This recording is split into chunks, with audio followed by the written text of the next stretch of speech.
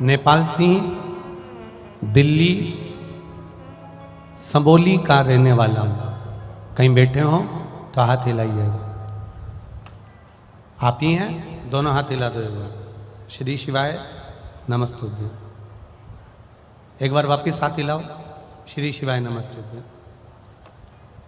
मैं नेपाल सिंह दिल्ली सबोली का रहने वाला हूँ। गुरुजी, एक लोटे जल बेलपत्र का शिव मंदिर जाने की महत्वता का वर्णन क्या करूं।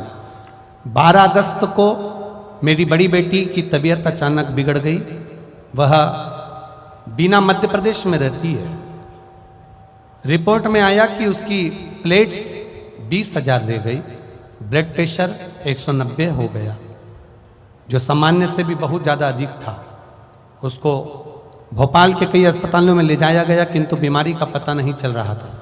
अगले दिन उसको हम दिल्ली लेकर आ गए। उसकी स्थिति और अधिक गंभीर हो गई। अस्पताल में भर्ती कराया गया। उसको एक्यूट प्रोमाइलोसाइटिक ल्यूकेमिया, जो कि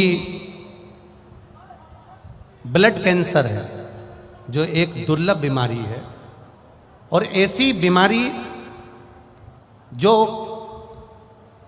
कैंसर में भी होती है, ब्लड का कैंसर, तो उससे भी हटकर जो एक दुर्लभ बीमारी है। उसका ट्रीटमेंट शुरू हुआ। उसकी स्थिति में कोई सुधार नहीं था।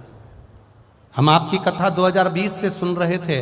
हमने कितनी बार सुना था कि यदि किसी बीमारी व्यक्ति को रुद्राक्ष का जल औषधि के रूप में पिलाया जाए तो उसकी स्थिति में सुधारा जाता है। लेकिन प्रश्न यह था कि हमारे पास में सीहोर का रुद्राक्ष नहीं था।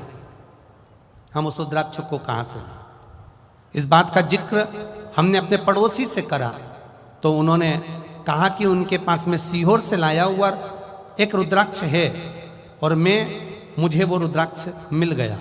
महादेव की कृपा देखो, जिस रुद्राक्ष की मुझे तलाश थी उतनी सरलता से बाबा ने मुझे पहुंचा दिया।